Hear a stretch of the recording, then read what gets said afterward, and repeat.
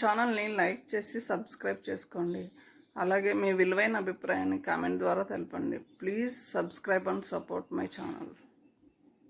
Hi అండి, welcome to our channel. నేను ఇప్పుడు చదివి వినిపించబోయే కదా బస్తీ మే సవాల్ పార్ట్ 9 చివరి భాగం చదవబోతున్నాం. పార్ట్ 8లో కన్నయ్యని చంపి పడేస్తాడు మేనన్ మనుషులు. కన్నయ్యని చూసి బోరున విలిపిస్తుంది యాదమ్మ. కన్నయ్య, నా కన్నయ్య, ఈ పాపిష్టిదాన్ని ఇందుకేనా కళ్ళు తెప్పించావు? ఈ ఘోరాన్ని కల్లారా చూడ్డానికేనా బాబు? నేను ఇంకా బతకలేను, నా బిడ్డతో నేను పోతాను అంటూ తలను నేలకేసి కొట్టుకుంటూ ఏడుస్తుంది యాదమ్మ. పరశురాం అక్కడికి వెళ్తాడు. పరశురాం చూడగానే యాదమ్మ దుఃఖం రెట్టింపు అవుతుంది. రామయ్య బాబు, నా బిడ్డను తెచ్చిస్తానని చెప్పావు, వాడే వచ్చేశాడు నాయన అని ఏడుస్తూ ఉంటుంది. వెళ్ళవయ్య బాబు, ఆ రాక్షసుడు మా బస్తీ జనాన్ని రోజుకొకరిని చంపేస్తున్నాడు. నీ మూలంగా బస్తీ శ్మశానమైపోతుంది అన్నాడు ఒక మనిషి. రాణిని, మస్తాన్ గాడిని, ఖాన్ గాడిని ఇప్పుడు పట్టుకెళ్ళిండు. వాళ్ళ శవాలు కూడా కాసేపట్లో రావచ్చు ఎవరో అంటున్నారు. పరశురాం వాళ్ళల్లో ఎంతో బాధ ఆవేదన ఉన్నాయో అర్థం చేసుకున్నాడు. వాళ్ళనేమీ అనకుండా మోకాలపైన కూర్చుని కన్నయ్యను చేతుల్లోకి తీసుకున్నాడు. గట్టిగా కౌగిలించుకున్నాడు. దుఃఖంతో అతని గుండె పగిలిపోతుంది. అతని కన్నీళ్ళతో పసివాడి శరీరం తడిసిపోతుంది. తర్వాయి భవనంలోకి వెళ్దాం. మితిమీరిన మమకారంతో తలపైన నిమురుతూ నుదుట ముద్దు పెట్టుకున్నాడు. అతను ఏడుస్తున్నట్టుగా కంఠం ఎదురుతుంది. కన్నా, బంగారు కొండ, నీ ప్రాణాలని కాపాడలేకపోయిన నీ అన్నను క్షమించరా కన్నా. నీ మరణం నన్నిప్పుడు శాసిస్తుంది. ఇక బ్రహ్మదేవుడే అడ్డొచ్చినా నేను చేయబోయే శత్రు సంహారాన్ని ఆపలేడు. కనీసం రాణినన్నా కాపాడేందుకు నన్ను, ఈ అన్నను ఆశీర్వదించరా. నీ ముందు నీ అన్న ఓడిపోయాడు, నిర్వీర్ణున్నైపోయాను. నీ చిన్నారి మనసును క్షోభకి గురిచేసి నిన్ను దారుణంగా చంపిన రాక్షసుణ్ణి ఈ బస్తీలోకే ఈడ్చుకొచ్చి నీ సాక్షిగా చెబుతున్నాను, ఇక్కడే హతమారుస్తాను. నీ పెద్ద మనసుతో నన్ను బస్తీకి తీసుకొచ్చావు. ఈ బస్తీని విషవలయం నుంచి రక్షించడానికే నన్ను ఇక్కడికి తీసుకొచ్చి ఆ ప్రయత్నంలోనే సమాధి అయిపోయావు. నీ సాక్షిగా బయలుదేరుతున్నా, నన్ను దీవించురా తమ్ముడు, బోరున విలపించసాగాడు పరశురాం. యాదమ్మ ఏడుస్తూ అంది. ఆ దుష్టుడితో ఎందుకయ్యా? నువ్వైనా సుఖంగా ఉండు, వెళ్ళిపో, దూరంగా ఎక్కడికైనా వెళ్ళిపో రామయ్య బాబు. అంత దుఃఖంలోనూ అంది యాదమ్మ. కన్నయ్య శవాన్ని చేతిలోకి తీసుకుని బయలుదేరాడు పరశురాం. అతని వెనకే జనం. నడుస్తున్నాడే కానీ పరశురాం గుండెలో అగ్నిజ్వాలలు రేగుతున్నాయి. యాదమ్మ గుండె తెగిపోయేలా విలపిస్తూ పరశురాం వెనకనే తల వేలాడిపోతున్న కొడుకు శిరస్సును నిమురుతూ రోదిస్తూ నడుస్తుంది యాదమ్మ. మరుభూమి కేసి నడుస్తున్నారు వాళ్ళు. చూసావుగా ట్రాజడీ. మీనన్ నవ్వు. ఆ నవ్వులో హేళన. పరశురాం మాట్లాడలేదు. అతని చేతుల్లోంచి రిసీవర్ని అందుకుంది నందిని. నందిని, ఇప్పటికైనా నా కండిషన్స్కి ఒప్పుకోవడం మంచిది. లేకపోతే ఈసారి వీడి ప్రియురాల శవాలను నీకు 12 గంటల్లోగా బహుకరిస్తాను. ఆ తర్వాత నిన్ను, ఆఖరిగా పరశురాం గారిని ఖతం చేస్తాను. మీనన్. నందిని కంఠం ఖంగుమంది. ఏమిటే ఆడ సింహాల్లా గర్జిస్తున్నావు? నేను సింహాన్నే మీనన్, నీకు తెలుసు. నేను చాతకాని దాన్ని కాదని. నీ తల ఎగరగొట్టాలంటే ఎప్పుడో ఆ పని చేసి ఉండేదాన్ని. కంసుణ్ణి చంపడానికి రేపల్లెల్లో కృష్ణుడు పెరిగినట్టు నిన్ను వధించడానికి నా పరశురాం దినదిన ప్రవర్ధనమానుడై పెరుగుతుంటే ఈలోగా నిన్ను బికారుగాన్ని చేయాలనుకున్నాను. రోడ్డు మీద ఎంగిలి విస్తరాకులు ఏరుకునే స్థాయికి నిన్ను దించాలనుకున్నాను. అందుకే నిన్నింతకాలం ఉపేక్షించాను. ఆఖరికి నువ్వెంత నికృష్టుడివో ఆ పసి వెధవని చంపినప్పుడే నిరూపించుకున్నావు. నిన్ను విడిచిపెట్టాడు పరశురాముడు. నువ్వు మా అందరినీ చంపినా అతన్ని మాత్రం నువ్వేమీ చేయలేవు. అతను నీ శిరస్సును ఖండించక మానడు, కటువుగా అంది నందిని. నోర్మయ్యి, ఇవన్నీ జరగవని నీకు తెలుసు, నాకు తెలుసు. అందుకే ఫైనల్గా చెప్తున్నాను, నిండు బ్రతుకుల్ని ట్రాజడీ చేసుకోవద్దు. నందిని అతడి మాటలకి నవ్వింది. నిండు బ్రతుకులంటే ఏమిటో తెలుసురా నీకు? పసివెదవని కనికరం కూడా లేకుండా గొంతు నులిమావు. నీవి చేతులేనా?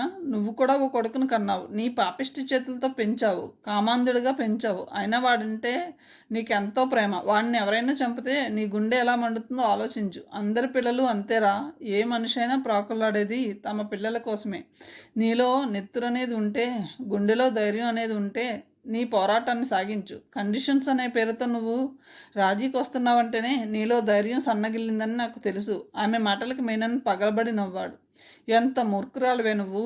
ఆఫ్టర్ ఆల్ ఆడదానివని ఆ రోజు నిన్ను మంచమెక్కించి నీ మదవనిగేలా రమించాను. ఈసారి నిన్ను నడి వీధిలో పాడు చేస్తాను. ఆనాటి నిస్సహాయత స్థితిలో ఈనాడు నేను లేను మీనన్. నువ్వు నా నీడను కూడా తాకలేవు. అమాయక ప్రాణాలతో ఆడినట్టు నాతో ఆటలాడుకు, మసైపోతావు. మీనన్ కోపంతో అన్నాడు. ఒక ప్రభుత్వాన్ని కూలద్రోయాలంటే ఈనాడు నాయకుల స్వార్థానికి కొందరు అమాయకులే బలైపోవాలి. సంఘ విద్రోహులు తమ ఉనికిని తెలియచేసుకోవడానికి అమాయకుల ప్రాణాలని నిర్దాక్షిణ్యంగా తీస్తారు. మా లాంటి వాళ్ళ మద్దతు అలాంటి వాళ్ళకి ఉంటుంది. అందుకే మాకు దయాదాక్షిణ్యాలు ఉండవు. కఠినమైన గుండె ఉంటేనే మా వ్యాపారాలు కార్యకలాపాలు సవ్యంగా జరుగుతాయి. పాపభీతికి తావే లేదు. అందుకే మా దారికి అడ్డొచ్చే వాళ్ళను ఏరివేయడం జరుగుతుంది. అనూషని రాణిని ప్రాణాలతో విడిచిపెట్టాలంటే నువ్వు పరశురాం నా షరతులకి అంగీకరించాలి. నందిని 2 క్షణాలు ఆలోచించి ఓసారి పరశురాం మొహంలోకి చూసి అతను సైగ చేసిన తర్వాత అడిగింది మీనన్ని. ఏమిటి నీ షరతులు? జాలీ క్లబ్లో నువ్వు గెలుచుకున్న 50 లక్షలు నాకు తిరిగి ఇవ్వాలి. అదేం షరతు? జూదంలో గెలిచిన సొమ్మును తిరిగి ఎవరైనా ఇస్తారా? అంది నందిని. అది నా సొమ్ము. మదన్లాల్, శ్యామ్లాల్, మజీద్ ఖాన్ వీళ్ళు నా మనుషులు. నా తరపున వాళ్ళు జూదం ఆడతారు. So what? ఎవరో ప్రాణాల కోసం నేను 50 లక్షలు నీకెలా ఇస్తాననుకుంటున్నావు? అడిగింది నందిని. ఎందుకో నీకు తెలీదా? పరశురాంకి ప్రియురాళ్ళిద్దరూ కూడా అన్నాడు మీనన్. కాస్త ఆలోచించినట్టు 2 క్షణాలాగి ఓకే ఇంకేమిటి అడిగింది నందిని. డబ్బు నాకు ముట్టాక పరశురాం బస్తీ విడిచిపోవాలి చెప్పాడు మీనన్. ఓకే, కానీ ఈలోగా రాణికి కానీ అనూషకు కానీ ఏమాత్రం ప్రమాదం సంభవించినా మాట తప్పిన వాడవుతావు. వాళ్ళను అప్పగించే డబ్బు తీసుకుంటాను చెప్పాడు మీనన్. ఎక్కడ? జూబ్లీ హిల్స్ స్టూడియో దారి నుంచి రోడ్డు విడిపోతుంది అక్కడ కొండల దగ్గర చెప్పాడు స్పాట్ని వివరిస్తూ మీనన్. ఓకే, రేపు రాత్రి 9 గంటలకు నీకు డబ్బు తెచ్చిస్తాను అంది నందిని. ఓకే అని ఫోన్ పెట్టేశాడు మీనన్. నందిని చిరునవ్వుతో పరశురాం కేసు చూస్తూ చేప మన వలలో పడుతుంది, వల జాగ్రత్తగా పన్ను అంది. నిశ్శబ్ద వాతావరణం నెలకొని ఉంది. జూబ్లీ కొండల మధ్య చీకటి, అమావాస్య చీకటి చుట్టుముట్టడంతో కన్ను పొడుచుకు చూసినా ఎదురు వస్తున్న మనిషి కనిపించనంత చీకటి. మీనన్ అందుకే ఆ స్థలాన్ని నిర్ణయించాడని నందిని గ్రహించింది. 8 వరకే ఆమె పరశురాంతో వచ్చి కారు దిక్కకుండా అందులోనే కూర్చుంది. దూరంగా అక్కడో దీపం వెలుగుతున్నాయి. కానీ ఆ వెలుగు ఆ ప్రాంతానికి చేరలేకపోతుంది. ఆ చీకటిలో ఏ ఒక్కరూ తొందరపడినా ఎదుటి వ్యక్తికి ఆపద సంభవిస్తుంది. ఆ కొండరాళ్ళ మధ్య నందిని తన మరమనుషులను ముందుగానే మోహరించింది. మీనన్ పసిగట్టకుండా ఒక్కొక్కరినే సాయంత్రం నుంచి ఆ ప్రాంతాలకి పంపింది. నందిని ప్రత్యర్థి బలం ఎలాంటిదో తెలుసు. అంతకంటే అతనెంత ప్రమాదకరమైన మనిషో ఆమెకి తెలుసు. అతనికి పాపభీతి లేదు. అతనెంత నీచానికైనా కిరాతానికైనా వెనుకాడడు. అందులోనూ ఇప్పుడు అతనికి పరశురాం ఎవరో తెలిసిపోయింది. తెలివైన కిరాతకుడు శత్రుశేషాల్ని మిగల్చడం అన్నది నిజం. కేవలం డబ్బు తీసుకుని అనూష్ని రాణిని విడిచిపెడతాడన్న నమ్మకం లేదు. అందుకే అవసరమైతే పోరాటానికి దిగడానికే కాదు, మీనన్ని తుదముట్టించాలనేది నందిని యోచన. తనలాగే శత్రువు కూడా ఆలోచిస్తాడని ఆమెకు తెలుసు. నిశ్శబ్దం భరించలేకుండా ఉంది. పరశురాం చేతిలోంచి సిగరెట్ పెట్టె తీసుకుని సిగరెట్ ముట్టించింది నందిని. 9 కావడానికి ఇంకా 10 నిమిషాల వ్యవధి ఉంది. నందిని మొహంలోకి చూశాడు పరశురాం. ఆమె సిగరెట్ దమ్ము లాగుతూ ఆ వెలుగులో అతని మొహాన్ని చూసింది. అతని మొహంలో ఏదో ఆందోళన, దిగులు. ఆమె అతని భుజం పైన చేత్తో తట్టి సిగరెట్ని విండ్లోంచి బయటికి విసిరి అతని చెంపల్ని అరచేతులతో సవరదీసి మొహాన్ని దగ్గరగా తీసుకుని ముద్దు పెట్టుకుంది. రామ్. ఎప్పుడూ లేంది ఆమె గొంతులో వణుకు. అది గుర్తించాడు పరశురాం. ఏమిటి అన్నాడు మెల్లగా. రామ్ మరో కొద్ది నిమిషాల తర్వాత జరగబోయే మారణ హోమంలో ఎవరు ఆహుతి అయిపోతారో తెలీదు. చావుకి తెగించే ఈ పోరుకి సిద్ధపడుతున్నాం.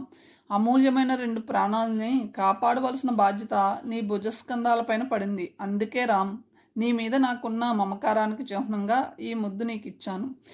ఇదే ఆఖరి ముద్దో లేక బతికినన్నాళ్ళు నిన్ను ముద్దాడే యోగం ఉందో లేదో తెలియదు. నువ్వంటే నాకు విపరీతమైన వాత్సల్యం, అవ్యాజమైన ప్రేమ, చెప్పలేని అభిమానం, అన్నిటికంటే మమకారం జాస్తి. నా అని చెప్పుకోవడానికి నువ్వే కదా రామ్ నాకుంది. ఆమె చెబుతుంటే ఆమెకేసే చూస్తున్నాడు పరశురాం. అంతర్మదనంలో ఆమె ఎందుకో భయపడుతున్నట్టు అవగతమవుతుంది పరశురాంకి. కళ్ళు తుడుచుకుని తిరిగి అంది. వరుసలు వదిలేయి రామ్.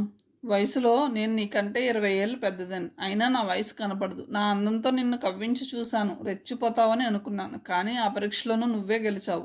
నీలోని నిగ్రహాన్ని, ఏకాగ్రతని తెలుసుకున్నాను. రామ్, జీవితం అంటే మాటలు కాదు. అది దేవుడు మనిషికి జీవించడానికి ఇచ్చిన వరం. అలాంటి జీవితాన్ని నేను పోగొట్టుకున్నాను. ఆ జీవితం నాకు తిరిగి రాదు. హత్య గావింపబడిన నా రాజాచంద్ర తిరిగి రాడు. దోపిడీకి గురై పోగొట్టుకున్న శీలం, నా సంసారం ఇవన్నీ నాకేవి? డబ్బుంది కానీ సుఖం ఏది? మేడలున్నాయి, ఎవరుంటారు? అన్నీ ఉన్నా తోడు లేని దౌర్భాగ్య జీవితం, మనశ్శాంతి నాకేది? అందుకే నిన్నొక మాట కాదు కోరిక కోరనా అడిగింది నందిని. అతని చేతులపైన టప్మని చల్లగా పడితే అతను అర్థం చేసుకున్నాడు అది ఆమె కన్నీళ్ళని. ఏడుస్తున్నావా అడిగాడు. ఎందుకో గుండెల్లోంచి దిగులు తన్నుకొస్తుంది రామ్. నేను చనిపోతే నాకు తలకొరివి పెడతావా? మాటలు వింటూనే అతడు చలించిపోయాడు. చేత్తో ఆమె పెదవులను మూసేశాడు పరశురాం. ఇప్పుడు అలాంటి మాటలు మాట్లాడకూడదు మేడం. ఆమె నిర్వికారంగా నవ్వింది. మేడం అని సంబోధించి నన్ను ఇంకా దూరంగానే భావిస్తున్నావా రామ్? ఆమె చేతుల్ని తన చేతుల్లోకి తీసుకున్నాడు పరశురాం. నేను నిన్నెలా పిలిచినా నీ మనసులో నాకున్న స్థానం ఎలాంటిదో నాకు తెలుసు. నీ తమ్ముడినే అనుకో, కొడుకునే అనుకో, నా పైన నీకు సర్వాధికారాలు ఉన్నాయి. నువ్వు నన్ను శాసించు, ఏం చేయడానికైనా రెడీగా ఉన్నాను. ఆమె చేతులు ముద్దు పెట్టుకున్నాడు. ఆమె అదోలా నవ్వింది. దేవుడున్నాడని అర్థమైంది రామ్. నాకు ఆస్తి అంతస్తు ఉంది, కానీ చస్తే తలకొరివి పెట్టే దిక్కేది? అందుకే ప్రతి మనిషి కనీసం 5గురితోనైనా సరిగ్గా ఉండాలంటారు. ఒకరు తలకొరివి పెట్టడానికి, నలుగురు మోయడానికి. ఇప్పుడు నువ్వు నాకున్నావు. నీకంటే పెన్నిది నాకేం కావాలి రామ్? నీకేమైంది? ఎందుకిలా మాట్లాడుతున్నావు? విసుగ్గా అన్నాడు అతను. ఆమె మెల్లగా నవ్వి అతని తొడపైన చెయ్యి వేసింది. ఏమో, ఏదో తెలియని ఉద్వేగం రామ్. ఇప్పుడు నాకేమనిపిస్తుందో తెలుసా? నాకు ఉన్నదంతా పోయినా విచారించను. ఆఖరికి నా ప్రాణం పోతుందని తెలిసినా బాధపడను. నాకు నీ క్షేమం ఒక్కటే కావాలి. నీ తండ్రి ఆత్మ శాంతి కోసం నీ పగ తీర్చుకుని విజయుడివి కావాలి. నేను ఇప్పుడు దేవుణ్ణి ప్రార్థించేది అదే రామ్. అతను బరువుగా నిట్టూర్చాడు. అదే సమయంలో ఓ 50 గజాల దూరంలో ఓ లైటు వెలిగి ఆరిపోయింది.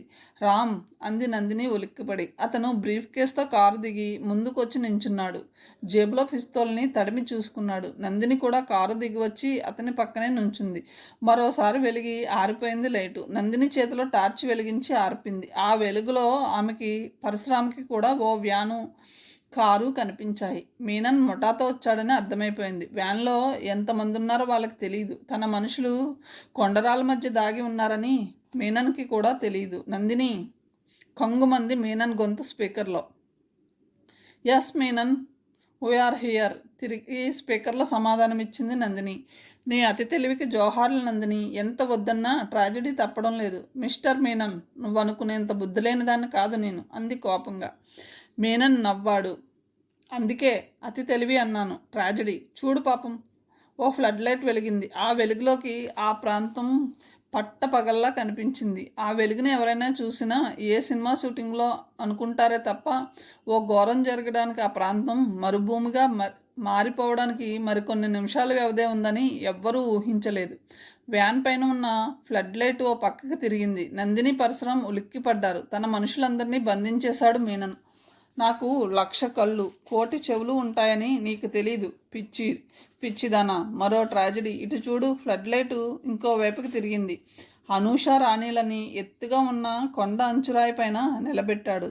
వాళ్ళిద్దరి వెనుక ఆజానుబాహువైన 2 దుండుగులు పిస్తోళ్ళు వాళ్ళ తలలోకి గురిపెట్టి నిలబడి ఉన్నారు. పిస్తోలు కాల్చకపోయినా వాళ్ళని అక్కడి నుంచి కింద పడితే ప్రాణం పోతుంది. ఫ్లడ్ లైట్ కాంతిలో ఒకరికొకరు స్పష్టంగా కనిపిస్తున్నారు. పరిస్థితి తారుమారైనట్టు గ్రహించాడు పరశురాం. అనవసరమైన మాటలొద్దు మీనన్. నీకు కావలసిన డబ్బు, అది తీసుకుని వాళ్ళని విడిచిపెట్టు, అంది నందిని. ఓకే, డబ్బు తీసుకుని నువ్వు ఒక్కడవే ముందుకు రా, ఆదేశించాడు మీనన్. అప్పటి వరకు కారులో కూర్చుని మాట్లాడిన మీనన్, అతని కొడుకు మదన్ దిగి చేతుల్లో పిస్తోల్తో నిలబడ్డారు. మీనన్ని చూడగానే పరశురాం ఆగ్రహంతో ఊగిపోయాడు. కానీ తనలోని ఆవేశాన్ని కనపడనివ్వకుండా బ్రీఫ్ కేస్తో ఎదురు నడవడం మొదలుపెట్టాడు. ఎలాంటి సాహసం చేయాలో అర్థం కాకుండా ఉంది. చుట్టూ మీనన్ మనుషులు ఆయుధాలతో వలయాకారంలో చుట్టుముట్టి ఉన్నారు. ఏమాత్రం అజాగ్రత్తగా వ్యవహరించినా పరిస్థితి విషమించుతుంది. మీనన్, మదన్ పిస్తోళ్ళని పరశురాంకి గురిపెట్టి నుంచున్నారు. 10 అడుగుల దూరంలో నిలబడ్డాడు పరశురాం. మీనన్, నీకు కావలసిన డబ్బు తీసుకొచ్చాను. అనూషని, రాణిని క్రిందికి పిలిపించు. అతని మాటలకి మీనన్ గట్టిగా ఆ ప్రాంతం దద్దరెళ్ళిపోయేలా నవ్వాడు. నేను చెవిలో పువ్వు పెట్టుకున్నాను అనుకున్నావురా? ఆ బ్రీఫ్ కేసు ఇట్టిచ్చేసి వెనక్కి తిరిగి నుంచో. మాట తప్పుతున్నావు మీనన్. Miserable tragedy Parashuram. నువ్వు నీ మేడం నన్ను నమ్మి రావడమే మీరిద్దరు గొప్ప ఫూల్స్ అని అర్థమైపోయింది. మీనన్ శత్రుశేషం ఉంచడు. అక్కడే నీ మేడంని కథం చేయకపోవడం పొరపాటు. పసికందువు ఏం చేస్తావులే అని నిన్ను ఆ రోజు కనికరించడం నేను చేసిన పొరపాటు. అందుకే శత్రుశేషం రుణశేషం ఉండకూడదనే నా డబ్బు వసూలు చేసుకుంటూనే మీకు భవబంధాల నుంచి విముక్తిని ప్రసాదించడానికి నిశ్చయించుకున్నాను చెప్పాడు మీనన్ అలా చెప్తాడని ముందే తెలుసు కాబట్టి ఆశ్చర్యపడలేదు పరశురాం. ఒరే తుగ్లక్, నువ్వు ఇలాంటి ద్రోహానికి ఒడికడతావని నా జాగ్రత్తలో నేను వచ్చాను. ఓ పోలీస్ అధికారిని కిడ్నాప్ చేసి తీసుకొచ్చిన సంగతి మరిచిపోయావు. ఇప్పుడు నీ మనుషులు మమ్మల్ని చుట్టుముట్టి ఉన్నారని మురిసిపోతున్నావు. కానీ నీకో విషయం తెలుసా? ఏమిటి? ఇప్పుడు ట్రంప్ కార్డ్ నా చేతిలో ఉంది. ఈ ప్రాంతాన్ని పోలీసులు చుట్టుముట్టి ఉన్నారన్న సంగతి నీకు తెలీదు. నీ చెవిలో పువ్వు పెట్టవచ్చునురా ఓల్డ్ బగ్. ఆయ్ పిస్తోలు గురిచేసి పేల్చిపోయాడు. ఆగు, గద్దించాడు పరశురాం. నన్ను కాలిస్తే మీరందరూ చస్తారు అంటూ కోటు విప్పి పక్కన పడేశాడు. అతని ఒంటిపైన బాంబులు కట్టుకుని ఉండడం చూసి క్షణం పాటు స్థానమైపోయాడు మీనన్. చూసావుగా, దమ్ముంటే ఇప్పుడు కాల్చరా పక్షి. 2 అడుగులు వేశాడు పరశురాం. నువ్వు దూరంగా వెళ్ళు అరిచాడు మీనన్. నాకు చావంటే భయం లేదు. నాతో పాటే నిన్ను నీ ముఠాని కథం చేస్తాను. పిస్తోల్ని తనకు తాను గురిపెట్టుకున్నాడు పరశురాం. మీనన్ మదన్ కలవరంగా చూశారు. ఏం ప్రాణమంటే అంత భయంగా ఉందా మీనన్? నీ వాళ్ళ చేతులతో తుపాకులను కింద పడేయమని చెప్పు. మీనన్ నవ్వాడు. అందరూ ఆయుధాలను కింద పడేశారు. అందరినీ ఒకవైపుకు వచ్చి నుంచోమని చెప్పు. మీనన్ ముఠా సభ్యులు నిరాయుధులుగా వచ్చి ఓ పక్కన నిలబడ్డారు. గుడ్, ఇప్పుడు నా వాళ్ళందరినీ విడిచిపెట్టు. వాళ్ళ పక్కకి వచ్చేశారు పరశురాం. తన అనుచరులు బంధ విముక్తులు కాగానే నందిని విలాసంగా ముందుకొచ్చింది. మీనన్, ఇప్పుడు అర్థమైందా ఎవరిది పిచ్చి తెలివో? ఒక్క పరశురాం పోతే ఈ ప్రపంచం ఆగిపోదని మనిద్దరికీ తెలుసు. పరశురాం అంటే ఏమనుకుంటున్నావురా? నీలాంటి దుర్మార్గుల్ని సంహరించడానికి అవతరించిన అవతార పురుషుడు. ధర్మ సంస్థాపనం కోసం నడుం కట్టిన వీరుడతను. అతనే చట్టం, అతనే ఓ న్యాయస్థానం, అతనిదే ఫైనల్ జడ్జిమెంట్. ఆమె మాటలు పూర్తి కాలేదు. పరశురాం మెరుపులా పైకి ఎగిరి మీనన్ గడ్డం కింద బూటు కాలుతో తన్నాడు. ఓ ముష్టిఘాతాన్ని మదన్ ముక్కు పగిలేలా ఇచ్చాడు. తండ్రి కొడుకులు నేలపైన పడ్డారు. మీనన్ని మదన్ని పరశురాం కొడుతుంటే అతడి ఒంటిపైన బాంబులు ఎక్కడ పేలుతాయోనన్న భయం చేత ప్రతిఘటించలేకపోతున్నారు. అదే సమయంలో మీనన్ మనుషులు నందిని అనుచరులు పోరుకు తలపడ్డారు. రామ్, డోంట్ కిల్ దెమ్ అరిచింది అనూష. పరశురాం లిప్తకాలం పైకి చూశాడు. రాణిని వెనక్కి తోసి అనూష కొండమించి ఆడ చిరుతపుల్లా కిందికి దూకింది. నేర ప్రపంచంలో అపారమైన అనుభవాన్ని గడించిన మీనన్ లాంటి వాడికి ఆ క్షణంలో ఏం చేయాలో తెలుసు. మరణం తథ్యమని తెలిసిన క్షణంలో ప్రత్యర్థిని కూడా మిగల్చకూడదన్నది అతడి సిద్ధాంతం. అనూష కిందికి దూకిన చోట బండరాయి ఉంది. అక్కడ గనుక ఆమె పడితే ప్రాణానికే ముప్పు. రివ్వున గాలిలోకి ఎగిరి అనూషని పట్టుకున్నాడు పరశురాం. అదే సమయంలో మీనన్ చేతిలో పిస్తోలు నిప్పు రవ్వల్ని కక్కింది. అనూష ఆర్తనాదం చేసింది. వరుసగా 3 గుళ్ళు అనూష శరీరంలో దిగిపోయినాయి. అనూష పిస్తోలు గుళ్ళకి ఆహుతి అయిపోతుందని గ్రహించిన మరుక్షణం పరశురాం వెర్రివాడైపోయాడు. ఒక్కసారి పులిలా గర్జించాడు మీనన్. గట్టిగా అరుస్తూ పరశురాం పక్కనే ఉన్న మదన్ వైపు పిస్తోలు గురిపెట్టి అతన్ని కాల్చిపరేస్తాడు. మీనన్ గొంతుపైన బూటి కాలుతో తంతాడు. ఒరేయ్, నిన్ను మాత్రం ఇక్కడ చంపను. బస్తీకి తీసుకువెళ్ళి ఆ ప్రజల ముందు నీకు ఏం జరగాలో ఆలోచిస్తాను. నా తల్లిదండ్రుల ఆత్మశాంతి కోసం నా తమ్ముడు లాంటి చిన్నారి కన్నయ్య ఆత్మశాంతి కోసం నా ప్రియురాలను పొట్టన పెట్టుకుని నిన్ను హీనాతిహీనంగా చంపుతాను. డాడీ అరిచాడు మదన్ నేల కూలిపోతూ. మదన్, మీనన్ గొంతులో ఆక్రోశం. పరశురాం పిచ్చిగా నవ్వాడు. ఏం, నీ బిడ్డ నేల కొరిగితే కడుపు తిప్పి తెలిసిందా? ఎంతమంది తల్లిదండ్రులు లేకుండా అనాథలను చేశావు? ఎందరు తల్లిదండ్రులకి కడుపు కోత కోసావో గుర్తు చేసుకోరా ఈడ్చితన్నాడు మొహం పగిలేలా. రామ్, అనూష పిలిచింది. ఆ పిలుపుకి పరశురాం అటు పరిగెత్తాడు. ఆమెని ఒడిలోకి తీసుకున్నాడు పరశురాం. అతని కళ్ళు వర్షిస్తున్నాయి. అతన్ని చంపి నువ్వు హంతకుడివి కావద్దు. ఈ క్షణంలో కూడా నువ్వు నాకు చెప్పేది ఇదేనా? నేను పోలీస్ ఆఫీసర్ని, నిన్ను నాకు కాకుండా చేసిన ఈ దుర్మార్గుణ్ణి ఎలా విడిచిపెట్టను అంటూ అనూషని అలాగే మీనన్ని జీప్లో తీసుకొని బస్తీకి వస్తాడు. వచ్చిన తర్వాత మీనన్ని యాదం కాళ్ళపైన పడేశాడు పరశురాం. బస్తీ జనం బిలబిలమంటూ పరిగెత్తుకొస్తున్నారు. అమ్మా, ఇడిగో నీ బిడ్డని చంపిన రాక్షసుడు, వీడి రక్తంతో బస్తీని కడుగుతానని సవాల్ చేశాను, నా మాట నిలుపుకున్నాను అంటూ జేబులోంచి పిస్తోలు తీసి మీనన్ గుండెకి గురిపెట్టాడు. అనూష అది చూసింది. మీనన్ని పరశురాం చంపి హంతకుడు కాబోతున్నాడు, అతనికి శిక్ష పడుతుంది రామ్ అని కీచుగా అరిచింది. అప్పటికే పరశురాం చేతిలో పిస్తోలు పేలింది. మీనన్ ఆర్తనాదంతో బస్తీ ప్రతిధ్వనించింది. అనూష శరీరంలోకి శక్తిని కూడదీసుకుంటూ వచ్చి అతని చేతిలోని నుంచి పిస్తోల్ని లాక్కొని మీనన్ వైపు గురి చూసి గుళ్ళ వర్షం కురిపించింది. అను అన్నాడు అయోమయంగా పరశురాం. అనుని వడిలోకి తీసుకున్నాడు ఆర్తితో. చూపుడు వేలుతో ఆమె కళ్ళతోనే నవ్వింది. అవును రామ్, నువ్వు ఈ చివరి క్షణంలో కూడా నా గురించి ఆలోచిస్తున్నావాను? అవును రామ్, నువ్వు హంతకుడు కావడం నాకు ఇష్టం లేదు. నువ్వు జైలు పాలవడం నేను సహించలేను. అందుకే చట్టాన్ని నేను చంపితే చట్టం అవుతుంది కాబట్టి నేనే చంపాను.